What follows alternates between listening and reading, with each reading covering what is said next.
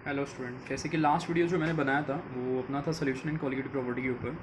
उसका मैंने लेक्चर 1 ही बनाया था, एक ही बनाया था। उसके अंदर मैंने आपको बताया था इंट्रोडक्शन उसका बताया था, और उसके बाद उसके टाइप्स बताए थे। टाइप्स बताने के बाद उसमें उसका नेचर बताया था, कौन से फैक्टर्स अप्लाई होते हैं। उसके बाद कुछ लॉज बताए थे मैंने। कॉलिगेटिव प्रॉपर्टी मेरा बाकी था, तो मैं आज बता दूंगा आपको। जैसे कि मैं बता देता हूँ फिर से एक बार। उसके अंदर देखो, मैंने आपको इंट्रो बता दिया था, उसे क्लासिफिकेशंस कितने हैं वो बता दिया था। कॉलिगेटिव प्रॉपर्टी के हिसाब से भी सोल्यूशंस के क्लासिफिकेशन थे वो बता दिया था मैंने आपको। उसके बाद मैंने फैक्टर्स कौन से कैसे अफेक्ट करते हैं वो भी मैंने आपको उसके अंदर बता दिया था। उसके बाद मैंने यहाँ पे लॉज भी बताए थे, हेनरीज लॉ था, रॉल्स लॉ था, वो बता दिया था। उसके बाद आइडियल नॉन आइडियल में डिफरेंसेस क्या होता है वो बता दिया था। उसके बाद एक डेविएशन वाला फैक्टर था जो इसका नॉन आइडियल को लेके था, वो डेविएशन, पॉजिटिव डेविएशन क्या होता है और नेगेटिव डेविएशन क्या होता है वो भी बता दिया था। और फिर मैंने कुछ बेसिक फॉर्मूलेज बता दिए थे, जैसे कि फॉर्मूला मोलालिटी था, मोल फ्रैक्शन था, नंबर ऑफ मोल्स था, बाइनरी सोल्यूशंस था। ये सब भी मैंने बता दिया था। सॉल्वेंट का इंडिकेशन हमेशा 1 होता है, सॉल्यूट का इंडिकेशन हमेशा 2 होता है। ठीक है, ये इतनी सारी चीज़ें मैंने लास्ट वीडियो में आपको बता दी थी। आज का जो अपना वीडियो है ना, लेक्चर 2 वाला जो वीडियो है, वो बेसिकली वो पूरा बेस्ड है क्वालिटेटिव प्रॉपर्टी के ऊपर। और उसके अंदर मैंने ये बता दिया है, और ये बताया नहीं है मैंने, आज मैं आपको ये लोअरिंग वेपर प्रेशर, ये सब पूरे के पूरे डेरिवेशंस हैं। खाली ये ऑस्मोसिस, ऑस्मोटिक प्रेशर और सेमी परमेबल को छोड़ के बाकी सारे डेरिवेशंस हैं। और वो डेरिवेशन बहुत इजी है, कैसे होते हैं मैं आपको पूरा बता दूंगा अच्छे से। ठीक है, तो चलो स्टार्ट करते हैं। पहले तो सबसे पहले बात करते हैं कॉलिगेटिव प्रॉपर्टी होता क्या है। तो मैंने बहुत आपको अच्छी तरीके से भी बताया था, कॉलिगेटिव प्रॉपर्टी वो प्रॉपर्टी है जो कि नंबर ऑफ सॉल्यूट पे डिपेंड करती है, मतलब क्वांटिटेटिव प्रॉपर्टी है। It's not a qualitative property. Nature पे डिपेंड नहीं करेगी, नेचर पे डिपेंड कभी नहीं करेगी। क्वालिटेटिव प्रॉपर्टी का मतलब क्या होता है कि तुम सॉल्वेंट के अंदर तुम कितना नंबर ऑफ सॉल्यूट डाल रहे हो और उससे क्या चेंजेस मिल रहा है, उस चीज़ को हम कहते हैं क्वालिटेटिव प्रॉपर्टी कहते हैं। अब उसके इतने सारे फैक्टर्स हैं, इतने सारे अपने पास क्वालिटेटिव प्रॉपर्टीज़ हैं। एक एक वन बाई वन एक्सप्लेन करते जाता हूँ मैं। स्टार्ट करते हैं। जैसे कि पहला जो क्वालिटेटिव प्रॉपर्टी था वो है अपना lowering vapour pressure, relative lowering vapour pressure, मोला ये मॉलिकुलर वेट है ऑफ सल्यूट का on the basis of rods law. तो ये तीनों जो फैक्टर्स है ना, वो अपने रॉड्स लॉ पर डिपेंड करते हैं। तो पहले मैं उसको आपको अच्छे से एक्सप्लेन कर देता हूँ। एक बार फिर से मुझे थोड़ा सा ये करना पड़ेगा, रॉड्स लॉ क्या था मैं बता देता हूँ आपको। जैसे कि कल मैंने लास्ट वीडियो लेक्चर में मैंने बताया था आपको रॉड्स लॉ होता क्या है। रॉड्स लॉ ये कहता है कि partial vapour pressure is directly proportional to mole fraction. Partial vapour pressure is directly proportional to mole fraction. तो मैंने इंडिकेशन भी डाल दिया है, P1 directly proportional to X1, वैसे P2 directly proportional to X2। निकाला तो P1 नॉट आ गया, निकाला तो P2 नॉट आ गया। उसमें P1 और P2 क्या है, तो P1 और P2 है मेरा, ये है मेरा वोलाटाइल कंपोनेंट है, vapour pressure of any volatile component. और ये P1 नॉट और P2 नॉट क्या है, ये है उसका प्योर कंपोनेंट का है। ये वोलाटाइल कंपोनेंट का है और ये प्योर कंपोनेंट का है, बस यही फर्क है वो। तो इसको भी हम लोग ने पूरा अच्छी तरीके से सॉल्व किया था, इसको भी अच्छी तरीके से सॉल्व किया था। टोटल प्रेशर लेके बाइनरी सोल्यूशन का कंडीशन पुट किया था, उसके बाद कॉमन फैक्टर निकाल के हम लोग को कंडीशन ये मिल गया था। ये कंडीशन किसका निकाला हम लोग ने, वोलाटाइल का। किसका निकाला हम लोग ने, वोलाटाइल का। बराबर है, कंडीशन आ गया अपना वोलाटाइल का। अब हम आज की इस वीडियो में ना एक एक चीज़ क्वालिटेटिव प्रॉपर्टी को हम एक्सप्लेन करना चालू कर देते हैं। आपको मेन क्या है ना, आपको ये वाला इक्वेशन याद रखना है। ये वाला इक्वेशन आप एक बार अच्छे से याद रखो, ये वोलाटाइल का कंडीशन है। पहले हम लोग नॉन वोलाटाइल का फाइंड आउट कर लेते हैं। अभी यहाँ पे मुझे जो निकालना है आज, वो मुझे निकालना है lowering vapour pressure. Lowering vapour pressure मतलब वेपर प्रेशर को कम करने पे क्या इक्वेशन जनरेट होता है मुझे फाइंड आउट करना है। लोअरिंग वेपर प्रेशर है ना, उसका इंडिकेशन होता है delta P, which is equal to P1 not minus of P. P1 not तो आपको पता चल गया प्योर कंपोनेंट है, और ये तो आपको P तो पता चल गया ना, P क्या आता है वहाँ पे, टोटल वेपर प्रेशर हो गया। ये आपका टोटल वेपर प्रेशर हो गया, ये प्योर कंपोनेंट का हो गया, और ये वोलाटाइल कंपाउंड का हो गया। ठीक है, तो ये लोअरिंग वेपर प्रेशर का इंडिकेशन है। तो इसको ये वाला फॉर्मूला आप याद रखो, ये वाला फॉर्मूला पहले याद रखो। अब पहले हम लोग प्रीवियस फॉर्मूले, ये वाले फॉर्मूले से लेके पहले कुछ इक्वेशन सॉल्व कर लेते हैं। ठीक है, फ्रॉम वोलाटाइल मैंने लिखा था, वोलाटाइल का कंडीशन अपने को मिल गया था। तो जब हम नॉन वोलाटाइल के बारे में जब ढूंढेंगे ना, लोअरिंग वेपर प्रेशर है ना, वो एक्चुअली अपने को नॉन वोलाटाइल के लिए फाइंड आउट करनी होती है। नॉन वोलाटाइल का मतलब क्या, जहाँ से सॉलिड पार्टिकल उड़ते नहीं है। तो उसमें हमको करना क्या पता है, कुछ भी नहीं, P2 नॉट को जीरो पुट करना है। Put P2 not is equal to zero. देखो यहाँ पे कंडीशन मेंशन की हुई है मैंने। इस वाले इक्वेशन में आप P2 नॉट को जीरो डालो, तो जैसे ही आप जीरो डालोगे तो आपको फैक्टर ये मिल जाएगा, मतलब P is equal to X1 minus of P1 not. अब P की वैल्यू आपको पता है, P की वैल्यू आपको पता है, नोन हो गई। आपको लोअरिंग वेपर प्रेशर का इक्वेशन पता है, वहाँ पे भी P दिया हुआ है। ये पूरा वैल्यू उठा के इसकी जगह पे ऐड करो, इसकी जगह पे डाल दो। तो देखो वही वाला मैंने वैल्यूज़ ऐड किया हुआ है। तो जैसे मैंने वैल्यू ऐड किया तो दोनों वाले फैक्टर में कॉमन क्या आ रहा है, P1 नॉट कॉमन आ गया। तो P1 not is equal to P1 not को कॉमन बाहर निकाल दिया तो यहाँ पे आ गया 1 माइनस एक्स वन हो गया। जैसे ही 1 माइनस एक्स वन हो गया तो मैंने बाइनरी सोल्यूशन आपको बताया था x1 plus x2 is equal to 1, therefore x2 is equal to 1 minus x1। तो देखो ये जो फैक्टर अपने को मिला था कॉमन निकालने के बाद 1 माइनस x1, इसकी जगह पे मैंने x2 पुट कर दिया। तो ये इक्वेशन किसका आ गया, lowering vapour pressure of non volatile, बराबर है ना, lowering vapour pressure of non volatile solution. ठीक है, अब बात करते हैं लोअरिंग वेपर प्रेशर का तो हो गया। अब बात करते हैं रिलेटिव लोअरिंग वेपर प्रेशर का कंडीशन क्या है। सब डेरिवेशन है, देख लो। रिलेटिव लोअरिंग वेपर प्रेशर मतलब होता क्या है, पहले वो देख लो। वो कहता है it's a ratio of vapour pressure of lowering, it's a ratio of vapour pressure of lowering of solvent divided by the vapour pressure of pure solvent. मतलब vapour pressure of lowering of solvent upon divided by vapour pressure of pure solvent, बराबर। अब ये इसका conditions याद रख लो आप। आपको करना क्या पता है, ये जो आपका फैक्टर है ना, ये जो फैक्टर है प्योर कंपोनेंट का, तो मैंने आपको इंडिकेशन बता, प्योर कंपोनेंट का तो मैंने आपको यहाँ पे इंडिकेशन बता दिया था। P1 देखो यहाँ पे था ना, P1 not P2 not pure component है। तो आपको करना क्या पता है, ये जो इक्वेशन था ना, ये जो इक्वेशन है उसको P1 नॉट से डिवाइड कर दो, इसको P1 नॉट से डिवाइड कर दो। हम लोग को वेपर प्रेशर ऑफ लोअरिंग का कंडीशन यहाँ से मिल गया। हमको रिलेटिव अगर निकालना होगा तो मैं पूरे इक्वेशन को क्या करूँगा, P1 नॉट से मैं डिवाइड कर दूंगा, जैसे कि डेफिनेशन था। P1 नॉट से डिवाइड किया, इधर भी P1 नॉट कैंसिल हो गया। तो जैसे ही P1 नॉट कैंसिल हो गया तो relative lowering vapour pressure is equal to delta P upon P1 not is equal to x2। Clear. x2 का मतलब मैंने बताया था आपको मोल फ्रैक्शन होता है। x वाला जो फैक्टर हो मोल फ्रैक्शन का फैक्टर है, वो 2 आ रहा है तो मोल फ्रैक्शन ऑफ सल्यूट हो गया वो। तो ये दूसरा भी मेरे को मुझे मिल गया रिलेटिव लोअरिंग वेपर प्रेशर का कंडीशन। लोअरिंग वेपर प्रेशर का कंडीशन मेरे को मिल गया, रिलेटिव लोअरिंग वेपर प्रेशर का कंडीशन मिल गया। अब तीसरा मुझे मोलार मास ऑफ सॉल्यूट निकालना है, बस कुछ नहीं है, बहुत इजी हो गया। Delta P upon P1 not is equal to x2 मिल गया, जो यहाँ से ऊपर था। अब यहाँ पे क्या था, x2 का वैल्यू क्या था मोल फ्रैक्शन का, मैंने लास्ट टाइम बताया था। और वो क्या था अपना N2 अपॉन x2 का कंडीशन क्या था, N2 upon N1 plus N2, x2 का फॉर्मूला ही है। अब ये जो हम लोग पूरा फाइंड आउट कर रहे हैं ना, ये डाइल्यूट सोल्यूशन के लिए फाइंड आउट कर रहे हैं, it's not a concentrate solution के लिए हम लोग ने इक्वेशन निकाला हुआ। तो आपको भी मैंने बताया था कि कंडीशन अगर डाइल्यूटेड है तो उसमें किसी की वैल्यू जीरो होती है या कम होती है सल्यूट की। तो आपको करना क्या पता है, N2 को जीरो पुट करना है। कहाँ पे, ऊपर नहीं नीचे, सोल्यूशन में जीरो रहती है, सोल्यूशन के अंदर, बराबर है। तो ये देखो ना, ये सॉल्वेंट है, ये सॉल्वेंट है, ये सल्यूट है, तो ये तो सोल्यूशन हो गया। तो अगर मेरे को डाइल्यूट कंडीशन के लिए निकालना है, कंडीशन फॉर डाइल्यूट सोल्यूशन, तो N2 is equal to zero, zero put करो अंदर, तो फॉर्मूला आ गया N2 अपॉन N1। N2 और N1 की वैल्यू आपको तो पता ही थी। ये N2 इज इक्वल टू क्या था, given weight upon molecular weight, मतलब W2 upon M2। N1 is equal to W1 upon M1। Solve करो इसको, अच्छे से सॉल्व करते जाओ करते जाओ करते जाओ, तो आपको ये इक्वेशन ऐसा मिलेगा। अब यहाँ से आपको M2 को बाहर निकालना है, M2 को बाहर खींचो, इस सबको अंदर डाल दो, निकल गया फाइनल इक्वेशन, निकल गया आपका फाइनल इक्वेशन। समझ में आया। M2 is a molar mass of solute, P1 not of the pure, ये प्योर वोलेटाइल कंपाउंड हो गया।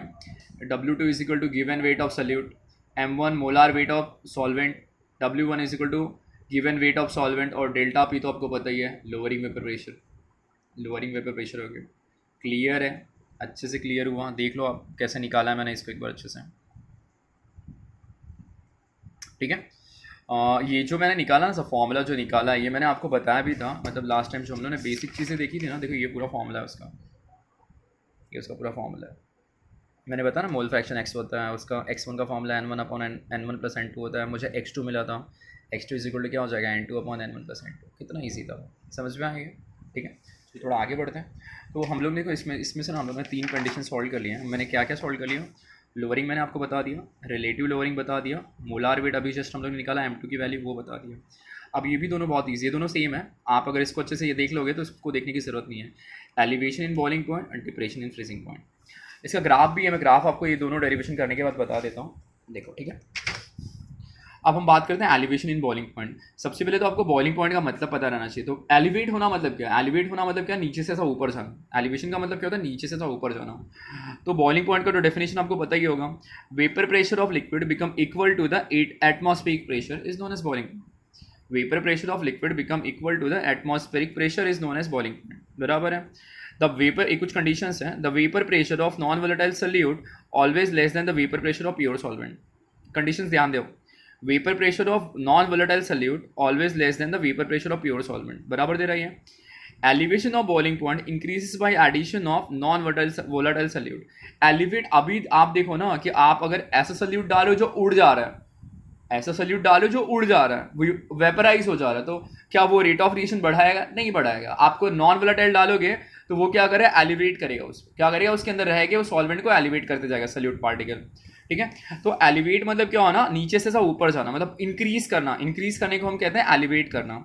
तो एलिवेशन बॉइलिंग पॉइंट है ना, उसका इंडिकेशन होता है delta T B, which is equal to what? T B minus of T B not. मतलब ये क्या है? तुम्हारा फाइनल वैल्यू है और ये क्या है? तुम्हारा इनिशियल वैल्यू है। मतलब यहाँ से स्टार्ट हुआ था और यहाँ पे खत्म हो गया। मतलब बॉइलिंग पॉइंट यहाँ से स्टार्ट हुआ था और यहाँ पे आके खत्म हुआ। तो अगर मुझे किसी चीज़ का एलिवेशन अगर निकालना होगा तो मैं लोअर माइनस अपर नहीं करूँगा, मैं अपर माइनस लोअर करूँगा। मतलब लास्ट में कितना आया और पहले कितना था उसको माइनस करूँगा। वहाँ पे टी बी ना हमेशा बड़ा रहेगा। आपको पता है हायर वाला फैक्टर तो ऊपर वाला फैक्टर तो हमेशा बड़ा होगा, नीचे वाला फैक्टर से ये वाला टेम्परेचर तो हमेशा बड़ा ही रहेगा ना, क्योंकि आप टेम्परेचर राइज करते जा रहे हो। ठीक है, तो ये एलिवेट, तो ये हो गया डेल्टा टी बी। मतलब ये जो वैल्यू निकाली है वह एलिवेशन बॉइलिंग पॉइंट की वैल्यू है। एलिवेशन ऑफ बॉइलिंग पॉइंट मतलब delta T B is equal to higher temperature minus lower temperature. तो ये वाला वैल्यूज याद रखना आप। अब हम बात करते हैं ये डेरिवेशन क्या कहते हैं पता है? Elevation in boiling point is directly proportional to molality. Elevation in boiling point is directly proportional to molality. बराबर हो गया। Therefore delta T B is directly proportional to m. Small m बताया था मैंने मोलारिटी और मोलालिटी के बारे में बेसिक में। ठीक है, तो जैसे ही निकाला तो कांस्टेंट को बाहर निकालूंगा, यहाँ पे बी लिखा हुआ है तो कांस्टेंट को बाहर निकाला तो यहाँ पे के बी हो गया। कांस्टेंट को बाहर निकाला तो जैसे के था तो के बी हो गया। तो यहाँ पे डेल्टा टी बी क्या था? Elevation boiling point. के बी मेरा बॉइलिंग पॉइंट कांस्टेंट हो गया और एम मतलब मेरा मोलालिटी हो गया। एम का वैल्यूज मैंने नीचे लिखा हुआ है। M is equal to molality is equal to क्या होता है? N two upon W one in K G. मतलब mass of solvent in K जी होना चाहिए, इसलिए मैंने लिखा है यहाँ पे 1000 ग्राम पर के जी। ये लिख दिया मैंने वहाँ पे। नहीं लिखे होगा तो भी चलेगा, बट मैंने लिख दिया यहाँ पे। बस कुछ नहीं है। एन टू की वैल्यू आपको पता है W2 अपॉन M2 है। एन टू की वैल्यू आपको पता है ना, W2 अपॉन M2। बस वैल्यूज रखो फटाफट फटाफट वैल्यूज रखो। आप पता है ना 1000 नीचे डिवाइड किया हुआ है, 1000 ऊपर शिफ्ट हो जाएगा। 1000 ऊपर शिफ्ट हो गया। N2 की वैल्यू अभी मैंने यहाँ पे रखना स्टार्ट कर दिया, W2 अपॉन M2 रख दिया है। बस M2 को बाहर निकालो, डेल्टा टी बी को अंदर डाल दो, आ गया है factor. M2 molar mass of salute, Kb boiling point constant, given weight of salute. ये तो 1000 आपका केजी वाला सिस्टम था उसके लिए निकाला हुआ है। Delta P the elevation boiling point और W1 is the mass of solvent. कितना इजी फैक्ट, कितना इजी था डेरिवेशन ये। समझ में आई है? क्लियर है अच्छे से? एलिवेट होना मतलब क्या? इंक्रीज होना। मैं आपको ग्राफ बता देता हूँ, देखो ग्राफ कैसे होता है उसका। ये पुराना टेक्स्ट बुक था, नए वाले में भी आपको मिलेगा। दिख रहा है ना, एलिवेशन बॉइलिंग पॉइंट दे रहा है आपको। मैं क्या कर रहा हूँ? When the temperature is rise the vapour pressure is also increases. दिख रहा है? ये दोनों साथ में बढ़ रहा है यहाँ पर, दिख रहा है ना, दोनों साथ में बढ़ रहा है। मतलब आप कहना करते क्या पता है? जब आप एलिवेट किसी चीज़ को करते हैं, मतलब जब आप ऐसा नॉन वोलेटाइल सॉल्यूट जब उसके अंदर आप ऐड करते हो, मतलब जो कि वेपराइज नहीं होता, तो जैसे आप टेम्परेचर राइज करोगे ना, जैसे टेम्परेचर बढ़ाओगे वैसे क्या होगा? वेपर प्रेशर भी बढ़ेगा। जब वेपर प्रेशर बढ़ेगा तो मैं इसका ग्राफ अगर मैं इंडिकेट करूँ तो मैं अगर ये मेरा ये टेम्परेचर होगा तो मैं इसको मोलालिटी भी इंडिकेट कर सकता हूँ कि जैसे ही मैं टेम्परेचर बढ़ा रहा हूँ वैसे मेरा मोलालिटी भी बढ़ रहा है। तो ये इसका ग्राफ हो गया। समझ में आएगा? अब देखो डिफरेंशियल इन फ्रीजिंग पॉइंट है ना, उसमें भी कुछ नहीं है, सेम चीज़ है पूरा, खाली कुछ वैल्यूज चेंज है। तो भी मैं आपको बता देता हूँ कैसे करना है उसके लिए भी। पहले तो आप डिफरेंशियल इन फ्रीजिंग पॉइंट देख लो। फ्रीजिंग पॉइंट होता है क्या? पहले उसका डेफिनेशन मैंने लिखा है, उसको अच्छे से देख लो। Freezing point of the liquid, freezing point of the liquid is a temperature at which the vapor pressure of the solid equal to the vapor pressure of liquid। मतलब लिक्विड, आप कंडेंसिंग पता ही होगा ना, कंडेंसिंग, कंडेंस करने का मतलब क्या? लिक्विड का कंडेंस करने का मतलब क्या? लिक्विड का कुछ बोलते हैं, लिक्विड का इक्विलिब्रियम और सॉलिड का इक्विलिब्रियम एक सर्टेन जगह पे आके इक्वल होता है, तो ही liquid that will be converted into solid. बराबर है ना? ये लिक्विड का सिस्टम और सॉलिड का सिस्टम एक सर्टेन पॉइंट पे आके इक्वल होता है, उस पॉइंट पे तुरंत लिक्विड सॉलिड में कन्वर्ट होता है, उसी को हम कहते हैं फ्रीजिंग पॉइंट। अब आप बताओ फ्रीजिंग एलिवेट करना मतलब क्या था? लिक्विड को हमने गर्म किया तो वेपर में कन्वर्ट हुआ। एलिवेट करना जैसे एलिवेशन वाला था, तो हमने क्या किया? गर्म किया तो इंक्रीज किया ना टेम्परेचर। डिप्रेशन में क्या होगा? कम टेम्परेचर तो कम करेंगे, डिप्रेशन में टेम्परेचर हमेशा कम करेंगे।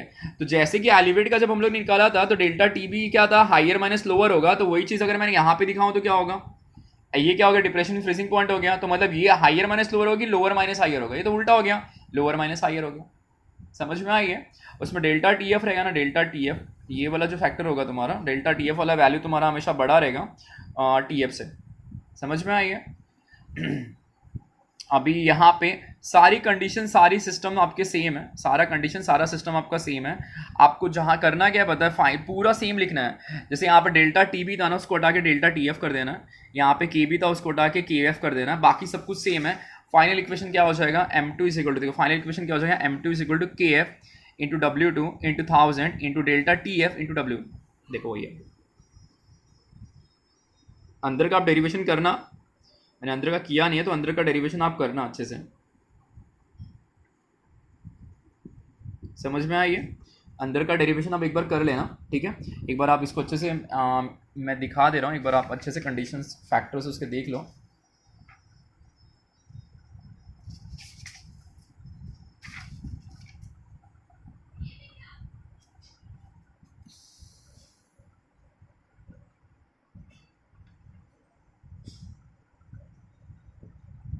ठीक है, एक बार कंडीशंस फैक्टर्स देख लो। देखो कुछ डिफरेंस नहीं था। ये एलिवेट करना था, ये डिप्रेशन करना था। ये मतलब लो, ये बोलते हैं ना हाइयर से लोअर जा रहा था वो हाँ, ये कैसे था, लोअर से हाइयर जा रहा था। ये वाला लोअर से हाइयर जा रहा था, ये कैसा था, हाइयर से लोअर आ रहा था। क्लियर है, ठीक है। अब जब ये देखो ये ख़त्म हो गया अपना, एलिवेशन ख़त्म हो गया और इसका डिप्रेशन इन फ्रीजिंग पॉइंट ख़त्म हो गया। अब बात करते हैं ऑस्मोसिस, ऑस्मोटिक प्रेशर और सेमी परमेबल का मतलब क्या होता है। तो भी मैं आपको बता देता हूँ, देखो बहुत इजी है, उसमें कुछ झंझट है नहीं सारा कुछ। देखो ये ऑस्मोसिस है, ये एक मैंने उसने डायग्राम बना के दिया है, मैं डायग्राम के हिसाब से आपको समझा देता हूँ। ऑस्मोसिस में होता क्या पता है, देखो एक ये पकड़ लो, ये मेरा सोल्यूशन, ये पकड़ लो, ये मेरा सोल्यूशन, और बीच में एक लेयर दिख रही है, लेयर। इस चीज़ को हम कहते हैं, जैसे ना होता है ना, हम किसी चीज़ को छानते हैं तो छानते हैं, जैसे फिल्टर पेपर देखो ना, फिल्टर पेपर तो हम लोग कोई बोलते हैं ना इम्प्योर कंपाउंड को अगर फिल्टर मारना है तो बीच में हम लोग फिल्टर पेपर लेते हैं। तो फिल्टर पेपर किसका काम करता है, वो दोनों दोनों बोलते हैं ना फिल्ट्रेशन का काम करता है। तो ये जो फिल्टर पेपर है ना, ये फिल्टर पेपर मतलब यही इसी चीज़ को हम कहते हैं semi permeable membrane, semi permeable membrane कहते हैं। अभी आपको भी पता होगा कि कोई भी देखो ना, कोई भी मतलब अगर समझ लो कोई सोल्यूशन है, उसमें कुछ सॉलिड इम्प्योरिटी है, कोई भी सोल्यूशन इसमें सॉलिड इम्प्योरिटी है, तो जो सॉलिड जो मेरी इम्प्योरिटी रहेगी, अगर सॉलिड जो इम्प्योरिटी मेरी जो रहेगी, अगर मैं उसको छान दूँ तो सॉलिड इम्प्योरिटी कहाँ पे, पेपर पे कलेक्ट हो जाएगी, उसको मैं रेसिड्यू बोलूँगा। और जो प्योर कंपाउंड था वो मेरा बाहर निकल जाए, जिसको मैं फिल्ट्रेट बोलूँगा। तो वही चीज़ यहाँ पे भी होता है। ये क्या होता है पता है, कि हम प्योर कंपाउंड लेते हैं, ऑस्मोसिस देखो होता क्या है, प्योर कंपाउंड यहाँ मतलब कोई भी सोल्यूशन हम लोग लेते हैं और सोल्यूशन को हम फिल्टर करते हैं। तो फिल्टर करने पे होता क्या है, वो क्या करता है ना कि देखो इसमें ऑस्मोसिस में होता क्या पता है, जैसे कि आप लोग ने देखा रहेगा, ऑस्मोसिस का मतलब समझ लो। ऑस्मोसिस में जैसे ये होता है ना, क्या कहते हैं अपना, मैजिक बॉल्स होते हैं। मैजिक बॉल होता है कैसे कि आप पानी में उसको डालो और पानी में डालने के बाद 1-2 घंटे के बाद उसको निकालो, निकालने के बाद आप देखो तो उसका साइज बढ़ गया रहेगा। साइज बढ़ने के बाद अगर आप उसको दबाओ तो उसमें से पानी बाहर निकलेगा क्या, नहीं निकलेगा। मतलब जो मेरा प्रोसेस है वो रिवर्सिबल था कि इरिवर्सिबल था, इरिवर्सिबल था। इवन सेकंड चीज़ आप ये भी देख लो, आप बादाम को पानी में डाल दो और सवेरे देखो तो वो फुल उसकी साइज़ बढ़ जाएगी। अब बढ़ जाने के बाद उस बादाम को दबाओ तो पानी निकलेगा क्या, नहीं निकलेगा। तो उसी चीज़ को हम कहते हैं ऑस्मोसिस, उसको हम लोग कहते हैं क्या, ऑस्मोसिस कहते हैं। ऑस्मोसिस होता है क्या, देखो डेफिनेशन दिया हुआ है,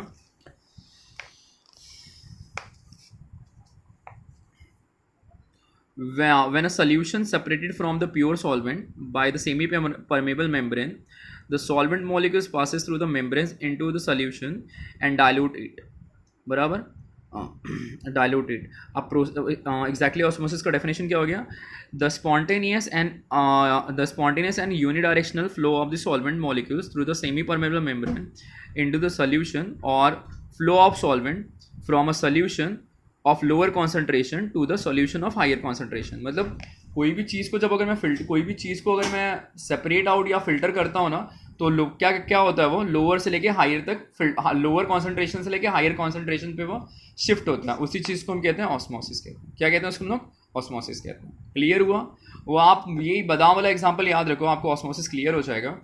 अभी होता क्या पता है कि जैसे देखना, ये देख लो, ये अब अगर मैंने यहाँ पे सोल्यूशन डाला और सोल्यूशन डालने के बाद मैं इसको फिल्टर करा, मतलब यहाँ से मैं प्रेशर अप्लाई करूँगा। तो प्रेशर अप्लाई करने पे होगा क्या, नमक का पानी लो ना, नमक के पानी को जब आप फिल्टर मारते हो तो जब ये चीज़ जब सूख जाता है, तो आपको इसमें नमक के पार्टिकल दिखाई देते हैं। मतलब आपने क्या रोका आपने, सल्यूट पार्टिकल को रोका ना आपने यहाँ पे।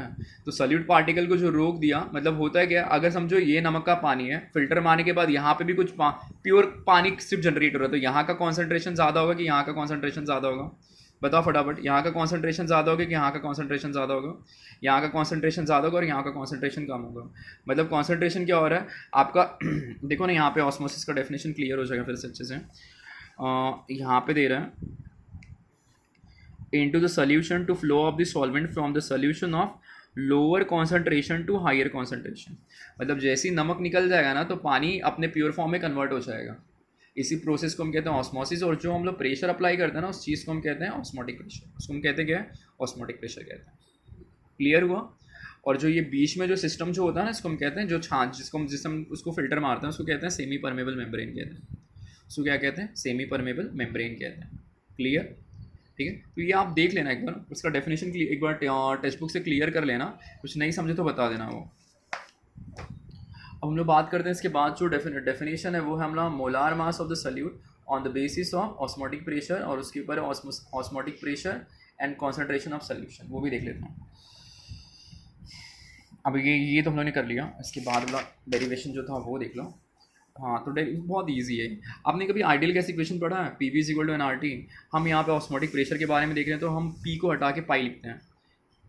ऑस्मोटिक प्रेशर है तो pi V is equal to n R T हो गया। तो एन टू आर टी मैंने लिखा है। एन टू मतलब मुझे सल्यूट के बारे में निकालना है, तो therefore pi is equal to क्या हो जाएगा? N two R T upon V हो जाएगा। N two upon V is equal to what?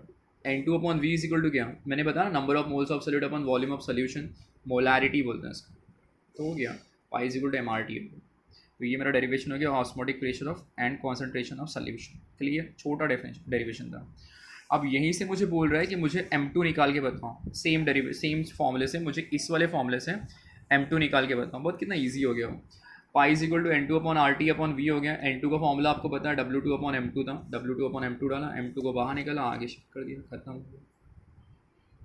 Clear हो गया? ठीक है, तो ये भी देख लो आप एक बार अच्छे से।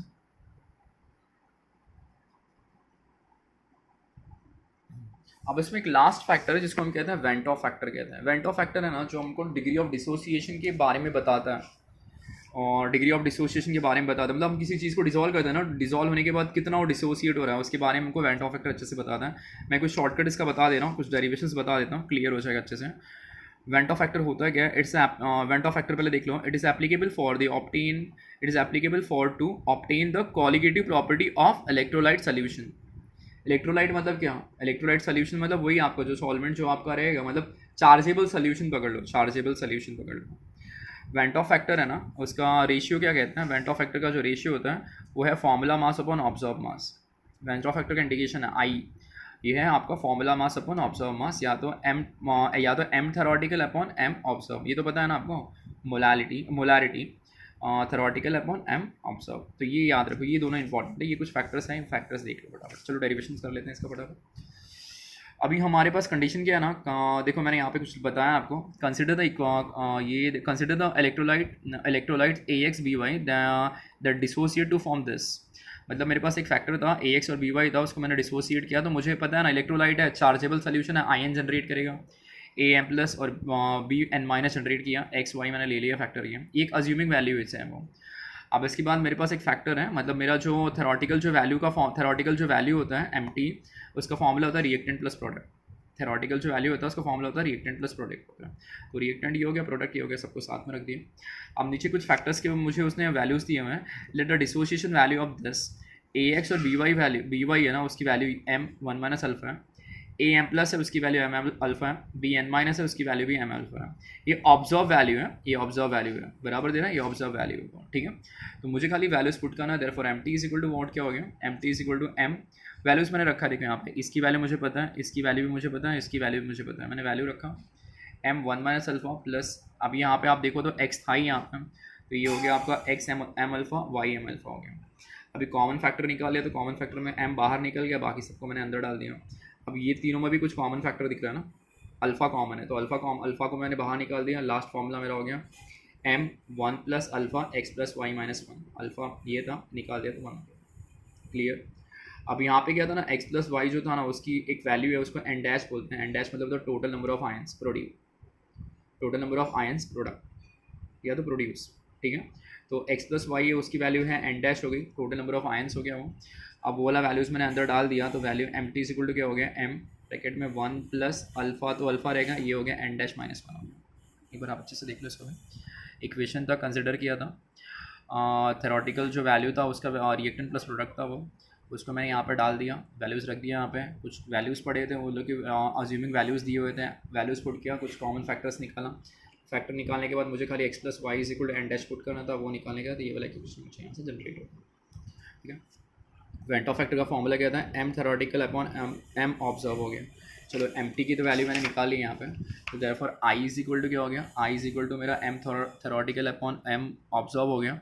एम टी की वैल्यू मैंने निकाल दी थी पीछे, तो एम इज इक्वल टू क्या होता, 1 minus alpha N dash minus 1।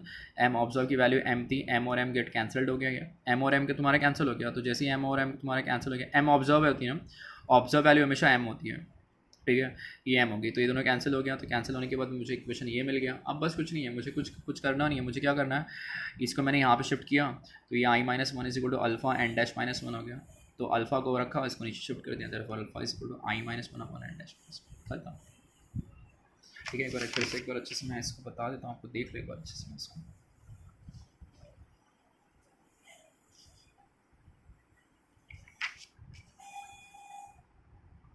ये था वेंटो फैक्टर। वेंटो फैक्टर मैंने बताया ना, वेंटो फैक्टर किसके बारे में बताता है अपने को, डिसोसिएशन के बारे में बताता है, वो भी किसके, चार्जेबल सोल्यूशन के डिसोसिएशन के बारे में अपने को बताता है। ये कुछ फॉर्मूला था वेंटो फैक्टर का। ठीक है, तो ये आज आपका चैप्टर ख़त्म हो गया पूरा। वो एक ग्राफ डिप्रेशन का था, एक ग्राफ इसका था, क्या कहते हैं अपना, रॉड्स लॉ का भी एक ग्राफ देख लो, बता देता हूँ मैं। मैंने क्या बताया था, रॉड्स लॉ में क्या था कि बोला ना vapour pressure is directly proportional to mole fraction था। तो आपको पता है ना, जब आपका वेपर प्रेशर बढ़ेगा तो आपका मोल फ्रैक्शन भी बढ़ेगा। देखो दोनों साथ में बढ़ते जा रहे हैं। जब आपका वेपर प्रेशर बढ़ेगा तो आपका मोल फ्रैक्शन भी बढ़ेगा, वेपर प्रेशर बढ़ रहा है, मोल फ्रैक्शन भी बढ़ रहा है। ये इसका ग्राफ, एक ग्राफ बच गया, तो ग्राफ देखना। ठीक है, अब इसमें इस चैप्टर में इतना ही कॉन्सेप्ट है। फिर एक लेक्चर और बनाऊंगा मैं इसके ऊपर, जिसके अंदर मैं आपको न्यूमेरिकल सॉल्व करना बता दूंगा। आप फॉर्मूला एक बार अच्छे से देख लेना, फाइनल लास्ट वाले पूरे फॉर्मूलेस देख लेना। देखने के बाद आप चाहिए तो खुद से न्यूमेरिकल सॉल्व करना स्टार्ट कर दो। देखो ना, मैं बता देता हूँ आपको इसमें फॉर्मूला क्या क्या था अपने पास। हेनरीज लॉ का फॉर्मूला मेरे पास ये था, पढ़ा हुआ था। रॉड्स लॉ के बारे में मैंने देखा तो मेरे पास फॉर्मूला ये पढ़ा था, मोलार मास। और इसका फॉर्मूला देख लो, लोअरिंग का फॉर्मूला ये था, रिलेटिव लोअरिंग का फॉर्मूला मुझे ये मिल गया था, ये मोलार मास ऑफ सल्यूट नहीं, वही रिलेटिव लोअरिंग का फॉर्मूला मुझे ये मिल गया था। फाइनल फार्मूला अगर मुझे M2 की बात करूँ तो मुझे ये मिल गया था। एलिवेशन का पहले तो ये वाला एक फार्मूला आप याद रखना, ये वाला फार्मूला एक बार ध्यान में रख लेना। उसके बाद एलिवेशन का फाइनल फार्मूला देखो, ये वाला फार्मूला अपने पास पड़ा हुआ था। इसके अंदर भी डिप्रेशन फ्रीजिंग पॉइंट का फार्मूला ये वाला एक बार ध्यान में आप रख लेना। इसके बाद इसका भी फार्मूला सेम था, ये मिल गया। इसके बाद ये अपना ऑस्मोटिक प्रेशर का रिलेशन वाला फार्मूला याद रख लेना, ये वाला फार्मूला ध्यान रख लेना। और वही ऑस्मोटिक प्रेशर से M2 निकाला, वो वाला एक बार देख लेना। और फाइनल है आपका ये वाला फार्मूला आप याद रखना, ऑब्जर्व फार्मूला क्या होता है वो वैल्यूज़ याद रखना। और लास्ट में ये वाला फार्मूला याद रखना। ये ऑस्मोटिक प्रेशर और सेमी परमेबल का एक बार डेफिनेशन आप अच्छे से पढ़ लेना, उसकी थियरी पढ़ लेना। नहीं समझे तो कमेंट करके बता देना, तो मैं कमेंट में आपको समझाऊंगा फिर से अच्छे से। ठीक है, तो प्लीज़ इस वीडियो को लाइक करो, शेयर करो, सब्सक्राइब करो।